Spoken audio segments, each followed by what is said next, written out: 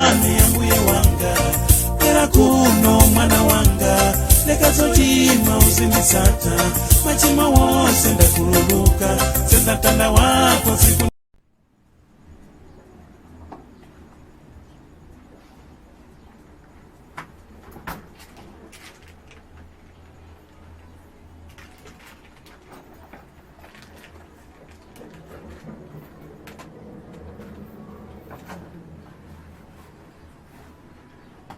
Imagine mchechi na mnyina mara.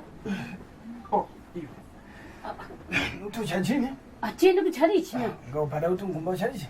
Mukani pada kutumkumba kucharichi mwa unazuwa la sabata. Mazuwa yose ya mpumule kwani mwa uno peka ndi mkulutako kucharichi mwa wandu. Mwa uno ni sande ni siku la kupumulida. Ni siku la kupumulida mkuma bara ine kunyamuka mkuta kucharichi ima mtange kuma wa mesi. Ine vusuzu gacha. Na mtu lekani pumule ngukwila kani jito Monday to Friday. Sane masiku ya kuti nipumulenge. So ni kutumkuli para kutuma unamkuta kucharichi. Imwe ni mwe mkara visinga hakusongela tawandu ise tawa kusopa ise chanya. Imwe msongezi ganga waka. Ivi mkushita hivi. Na kufika bafundo. Lutaninge uchachikwini kwa. Okay, kani lutenge. Imwe dada hivi. Mvware mkuwange mkuvalia vana. No kutipanyeka mvwara vini vana. Chamwendenge kucharichi. Tawanyenti kwenda kuchachi no kutibazereza cha. Tikapembele nikoka vi. Iwe nene kasi ni mtu mmoja. Usapa ni mtu mnyo. Ine nani mnasa kwa nangasana. Iwe nani mnasa kwa nangasini. Kani pene papa. Muzamtambula mweke. Utaninge waka. Ime ngani mkata mkala visinga vakusongezgera wanja. Wale nifomu nge mkusopa vanadi. Uko utaninge waka uchachi. Lekano kaka somu. Ntambanisa. Ono ningisondesha ruwaso chikwama pale kandi ati beke mawanga bangaso waka makopala itu hapa mbona tingasowaso zomwe amokote mosesha yo tamazana ndatole kasi ndama yapa kandi votukana hivi kuchali chimbona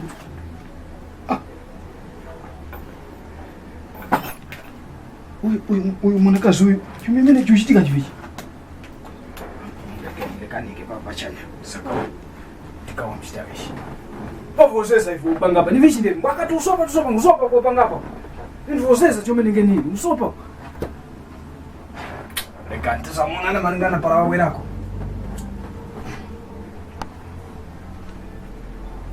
Nyaye sa chome ndi mutu chitene na kumana kazi kusopa eso usope kumbo kumana ngana mpezi ndo chaji ni vishi ndeni. Andi votuka na vozesa ngeni da. Wasashkuma zitora ngoni. Uda kwa vishi hivi hapo manguni. Imwe ine mesa kutinarwa shikwa mantene ngore hapa tukuta shikwa Tukutanga kushati mwenye tukutanga hivi vishi. Yeye tukuni ine. Kwa ine muni kinda ine wapi? Mako vishi bidani. Lekani yoye pere lekani. Longo swala ni vishi. Longo swala ni vishi. Leo ni yoye pere. Longo swala ni vishi hivi bachi. Manjitombuni. Wanyani varangenda nao ndo kusikana kuti yaisopenge mbo mnyamulenge vichachi mbo kuti tusopa ndekune nayi vine mwana mwavi pepani kwani mako uno kusopa so chapa ndevo seleza ve vashi ti tora vashi ti para ndete smart mba mwana ti mtani kuchachi tani asmai na ndengwe yaya tikusopa kusopa chikrisitu bwenu na ndivasake nayi vimuzimai mbwendi kuti wose vakunyengananga mumachali chimbara kutanga soko niko ni makwaya para kuti tauta kumakwaya shukwa chitika chifishiko chipusubwe kuleka kana kusopa mbwe shikwa makoa chikuru wa muntu unachigomezwa mukati mtima mwako yaona chaichi ningoponeska chaichi akavuzisa ivuchitika pa ni vichi ndi munhu mzimai ndo sangenge na vandevo kuna na vesu kunongo tokamba mambo ashiuta ine mbwe chipusumpitira akamowa mwana vyamba mbwe makoa para wamwemo wambwe zisitezi kumara waso wa muntu wakuti panyusha so ivuchitika pa vinena mbwe na mzimai mnyumba kandei kukhalawe kambwembo weni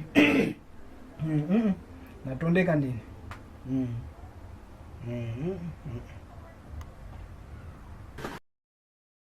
siku utisangile njira